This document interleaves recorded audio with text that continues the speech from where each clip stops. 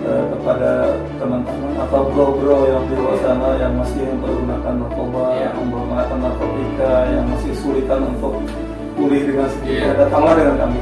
Kami siap melayani Anda. Sekali lagi, kalau Anda datang dengan sukarela, maka akan didapatkan gratis dan apa tidak ditutup pidana.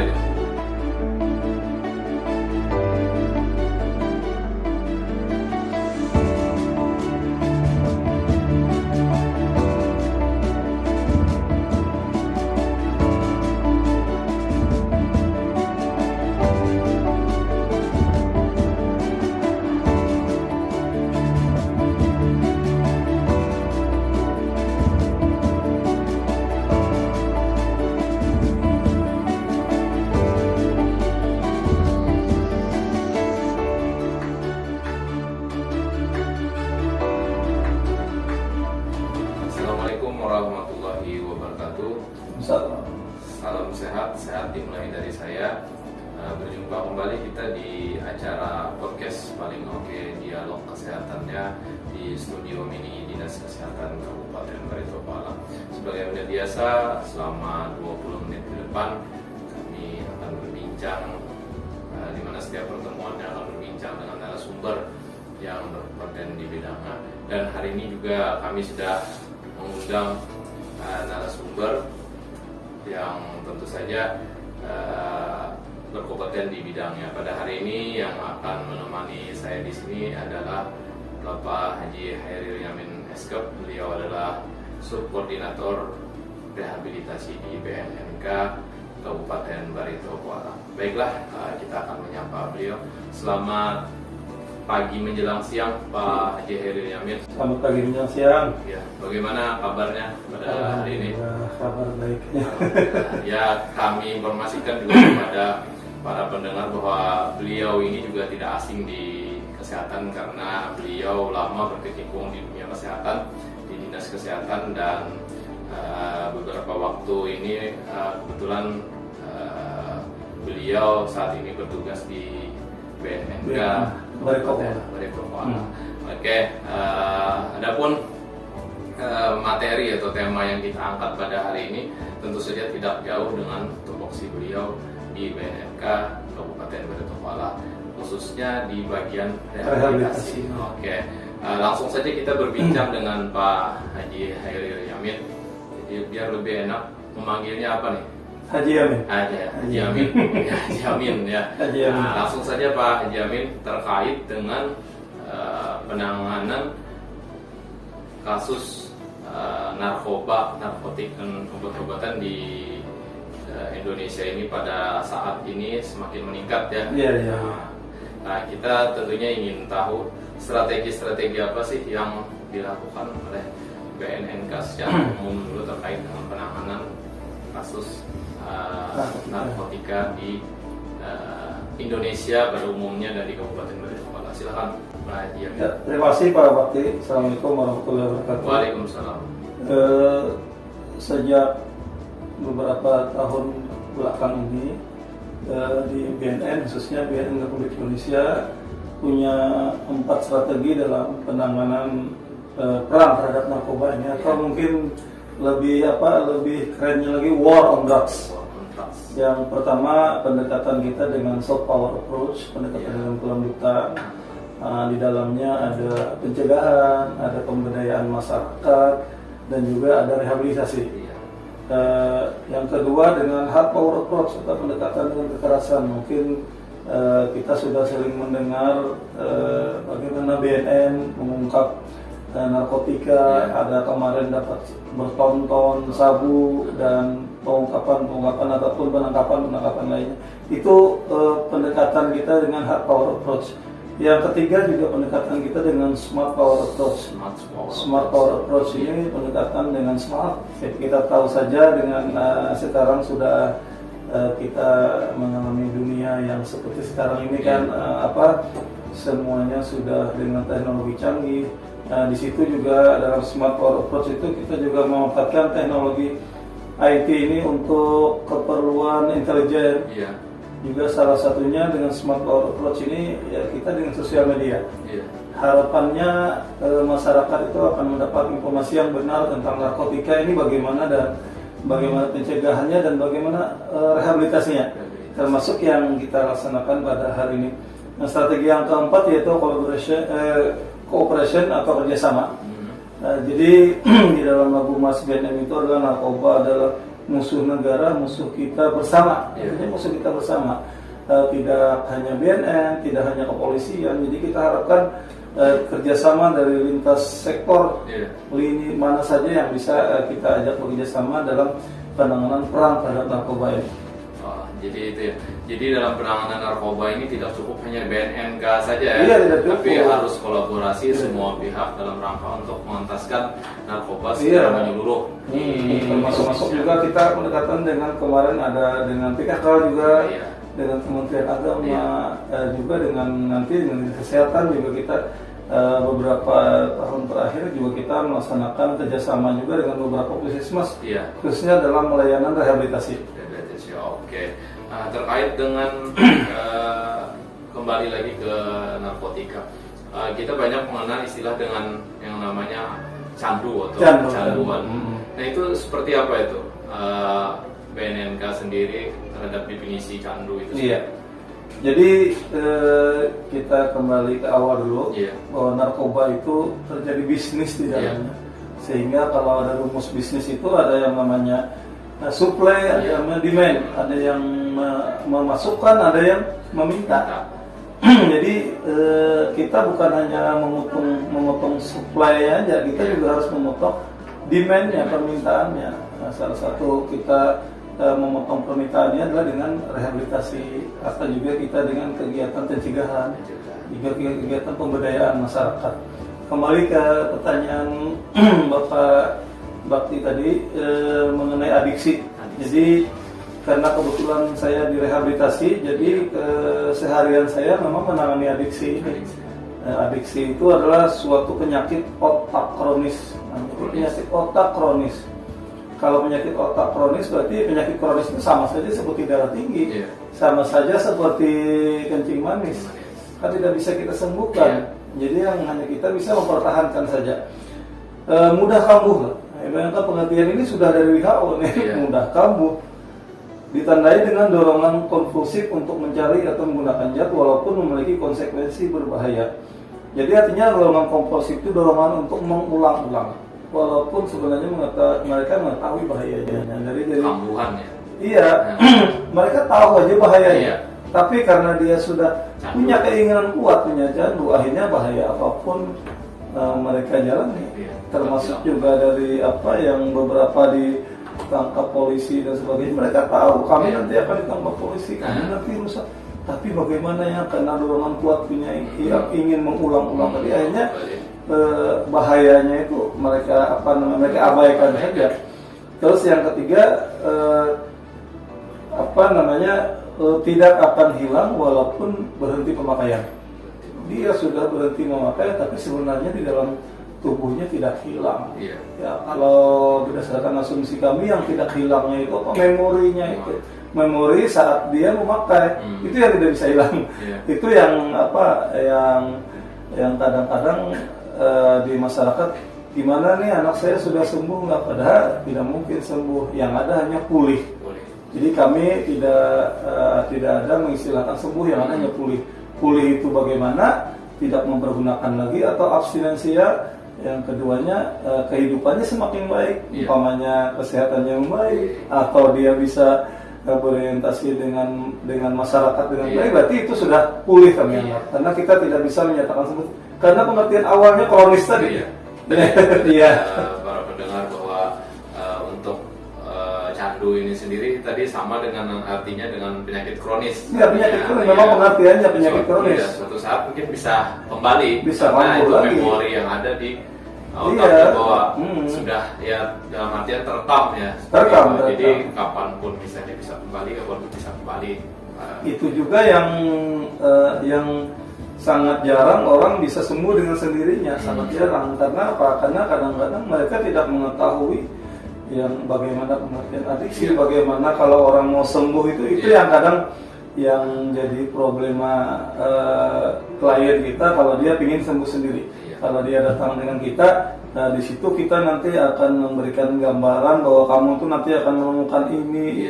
Dan pada saat kedatangan klien kita pada saat konseling itu dia mengungkapkan berbagai macam permasalahan, kita akan memfasilitasi permasalahannya. Kadang-kadang ada yang sampai sudah pengen cerai dengan istrinya, ya. Berdampak kepada kehidupan. Berdampak dengan kehidupan.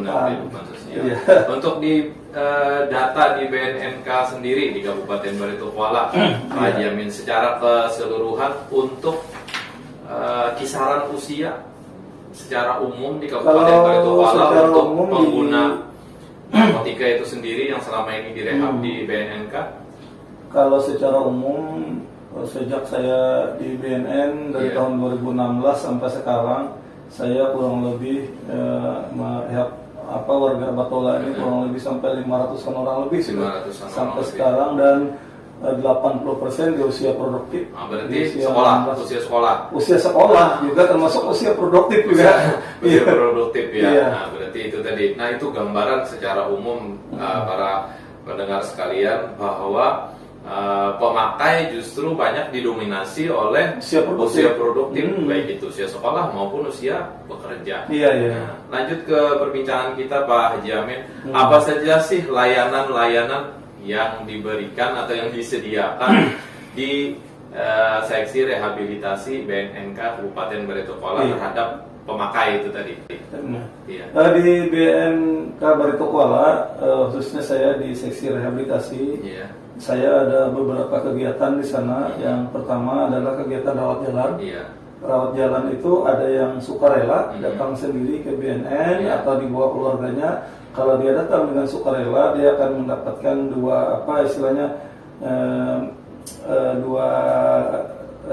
kenyamanan. Yang pertama memang dia tidak dituntut pidana, yang kedua gratis, dia datang langsung ke BNN rawat jalan. Terus kalau setelah rawat jalan selesai dalam rentang waktu kurang lebih 2 bulan, setelah itu kita laksanakan lagi pasca rehabilitasi. Pasca rehabilitasi itu terdiri dari kunjungan rumah. Nanti setiap bulan akan kami kunjungi ke rumah. Kita melakukan konseling dengan keluarga termasuk dengan masyarakat sekitar, supaya klien ini bisa kembali dengan keluarga dan kembali ke masyarakatnya dengan baik. Tidak diterima dengan baik di masyarakat. Terus yang selanjutnya kami juga punya program namanya SIL, Screening Intervensi Lapangan. Kami datang ke sekolah-sekolah untuk melaksanakan kegiatan screening terhadap siswa-siswa di sekolah. Biasanya kalau yang kami datangi ini pasti ada aja kami nanti mendapatkan beberapa siswa yang sudah mulai kecanduan. Apalagi sekarang di wilayah Barito Kuala kan yang terbanyak sekarang adalah penyalahguna obat-obatan yang terlarang itu. Kadang-kadang obat sakit kepala obat sakit kepala harusnya 3 kali sehari dimakan sampai 12 biji, atau umpamanya oplosan campuran. Nah, itu juga kami datang sekolah, program skill itu namanya screening intervensi lapangan. Juga kami ada namanya program IBM, intervensi berbasis masyarakat. Jadi itu dari masyarakat, oleh masyarakat, untuk masyarakat. Jadi kami latih ada 5 orang agen pemulihan di desa itu. Kita sudah jalan 2 tahun nih. Sudah ada di Anjir Pasar Kota 1, Kecamatan Anjir Pasar, dan tahun ini kita di Desa Pulau Suwangi, Kecamatan Alalak. Alhamdulillah juga berjalan dengan baik di sana. Nah, dari 2 tahun perjalanan IBM ini, alhamdulillah di target kami tercapai. Di Anjir Pasar Kota mendapatkan 16 klien. Sedangkan yang di Pulau Suwangi semalam dari target 20, kita mendapatkan 22 klien. Dan kemarin barusan kita evaluasi akhir, alhamdulillah sudah baik. Rata-rata mereka sudah menyampaikan dengan kita sudah tidak menggunakan lagi kurang lebih 2 bulan atau 3 bulan yang lalu. Berarti kan secara pengertian pulih tadi sudah terpenuhi. Dan juga dia sudah diterima di masyarakat. Dengan istrinya kadang tidak berantem lagi, karena kan bagaimanapun ini menyangkut perekonomian dia, ekonomi, sosial, dan sebagainya. Termasuk mungkin Pak Bakti juga layanan kita di rehabilitasi itu juga untuk surat keterangan hasil pemisahan narkotika atau SKHPN. Cuma sekarang SKHPN karena termasuk PNBP jadi agak mahal, 290.000 karena termasuk PNBP, penerimaan negara bukan pajak ya besarannya. Oke, tadi itu sudah kita dengarkan layanan-layanan yang disiapkan atau disediakan oleh seksi rehabilitasi di BNNK. Jadi jangan khawatir ya, kalau misalnya mau berkonsultasi atau apa segala macam, silahkan datang di BNNK karena gratis dan nah itu tadi artinya dengan keinginan sendiri artinya dari segi jerat hukum ya artinya tidak masuk dalam jerat hukum. Jadi jangan khawatir misalnya kepada masyarakat maupun orang tua yang ingin datang ke sana mau konsultasi ya silahkan, nanti ada bagian di sana bagian konsultasi. Nah, terkait dalam penanganan rehabilitasi sendiri tentunya tadi sudah dijelaskan oleh Bapak Haji Amin pelayanan-pelayanannya. Tentu saja kita tidak lepas dengan yang namanya hambatan-hambatan dalam menjalankan rehabilitasi di BNNK Kabupaten Beritokola. Kira-kira hambatan-hambatan apa saja yang sering muncul dalam penanganan rehabilitasi pemakai? Untuk hambatan sampai sekarang stigma di masyarakat. Masyarakat berpikiran kalau sudah orang terlanjur kecanduan dan sebagainya itu malah berpikir ditangkap aja atau kalau perlu ini ditembak aja. Sebenarnya kalau buat pengedar ataupun buat bandar ya memang harus dihukum secara secara keras, istilahnya memang hukumannya berat, hukuman berat. Tapi kalau dia cuma memakai, bagaimana? Ya istilahnya mereka kan korban. Jadi kadang-kadang stigma di masyarakat juga harus kita luruskan bahwasanya para pemakai atau pecandu itu masih ada ikhtiar namanya, masih ada ikhtiar kita untuk rehabilitasi dengan rawat jalan umpamanya, datang ke tempat kami setiap minggu untuk konseling atau nanti pada saat kami periksa dari awal kelihatan sudah berat akan kita rujuk. Karena ada pengalaman juga kita sudah beberapa kali merujuk ke Sambalnihum, ada juga kita merujuk ke Tanah Merah Samarinda, ada juga kita merujuk ke Lido Jawa Barat. Klien kita di Beritokola. Kalau merujuk ke Sambalnihum, baik ke Lido atau ke Samarinda itu ada indikasi tertentu kan, berbeda indikasi atau memang bisa ke Sambalnihum atau bisa ke Samarinda atau bisa ke Lido atau ada indikasi ini untuk klien itu kan dari awal ada namanya asesmen. Di asesmen kita lihat dari hasil asesmen itu apakah dia ringan yang harus ditangani dengan rawat jalan saja atau dia sedang atau juga ada yang berat. Kalau yang berat umpamanya harus rawat inap, kita tawarkan juga dengan keluarga. Ada kita punya Sambalnihum, tapi Sambalnihum sekarang sudah berbayar. Jadi kadang-kadang kesulitan kita di situ karena berbayar itu. Ada yang punya BNN, kami di Tanah Merah gratis. Itu yang di Samarinda. Yang di Samarinda, Tanah Merah. Kita sudah 2 orang kirim pasien ke sana itu gratis. Tapi yang biaya pengantarannya karena bagaimanapun yang kita antar ini pecandu penyalahguna, dan biasanya kalau mengantar kita libatkan keluarganya karena sebelum masuk di rawat inap itu ada surat pernyataan dari keluarga dan lain sebagainya, termasuk juga ke Lido. Kalau Lido gratis kan di sana. Kalau Lido itu itu Balai Rehabilitasi Rawat Inap terbaik, kalau tidak salah se-Asia. Dia terbaik di sana. Cuma ya itu tadi biaya pengantaran. Kadang-kadang itu yang menjadi hambatan kita untuk pengantaran ke sananya itu, karena bagaimanapun mungkin keluarga kalau mengantar sendiri susah juga kan, karena yang diantar ini pecandu-penyalahguna. Jadi kadang-kadang harus melibatkan kita juga dari orang rehabilitasi yang ikut mengantar ke sana. Jadi itu tadi salah satu hambatannya di masyarakat, bahwa stigma negatif pecandu itu di masyarakat justru dijauhi. Padahal harusnya di masyarakat justru menemani atau memberi dukungan kepada untuk dia bisa direhabilitasi karena masih ada ikhtiar kan. Masih ada ikhtiar kita rehabilitasi tadi. Kemudian kami biasa mendengar dalam beberapa waktu ini biasa disebutkan dengan Kampung Bersinar itu apa produk dari BNNK atau seperti apa itu? Produk BNN kita ada namanya Desa Bersinar. Desa Bersinar. Kita perbaiki sedikit Desa Bersinar. Iya, Desa Bersinar. Desa Bersinar itu desa bersih narkoba. Bersih narkoba. Itu ada beberapa kriteria dari BNNRI untuk desa bersih narkoba itu. Sudah kita laksanakan 2 tahun terakhir ini. Yang pertama tadi di Ajar Pasar Kota 1, dan tahun ini kita di Desa Pulau Suwangi. Di dalam Desa Bersinar itu ada kota tanggap darurat narkoba. Habis itu ada yang kedua juga ada ketahanan keluarga di sana. Termasuk ada IBM tadi, ada program kami dari rehabilitasi intervensi bebas masyarakat tadi. Karena bagaimanapun kita pengen menjadikan desa bersih narkoba, kalau permintaannya masih ada, sementara orangnya masih pengen, kami mau beli. Jadi kalau umpamanya permintaannya berkurang, walaupun kita orang mau menjual, kalau kita nggak mau beli lagi kan, artinya kita paling tidak dengan program rehabilitasi itu tadi mengurangi permintaan.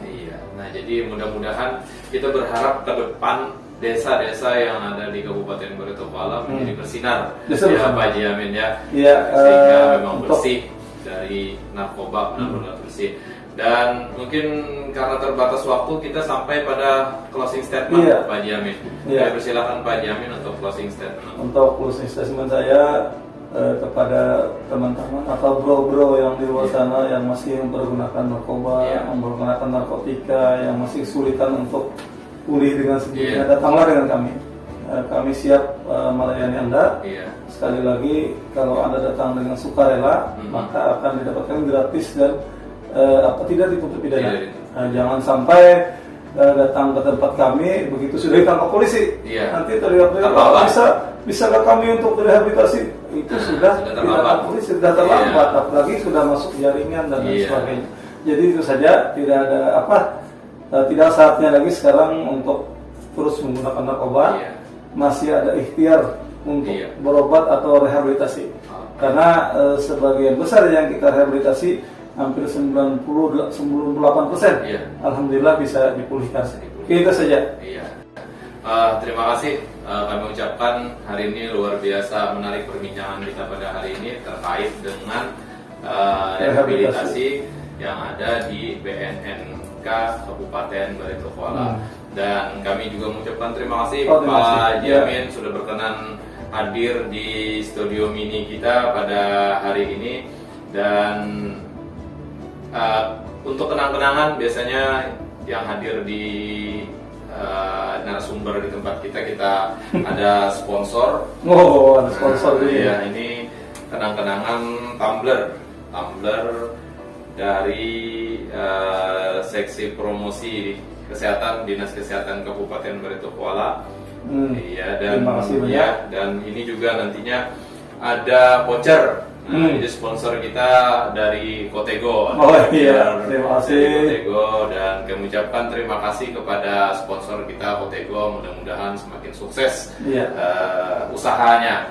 Dan di akhir perjumpaan kami pada hari ini, kami sekali lagi mengucapkan terima kasih dan mohon maaf jika dalam perbincangan kami ada hal yang kurang berkenan. Dan sekali lagi kami ingatkan bahwa jangan lewatkan untuk terus memantau YouTube Dinas Kesehatan Kabupaten Baritokwala, karena akan ada narasumber lain yang berkompeten yang akan kami hadirkan di acara podcast kita untuk di lain waktu.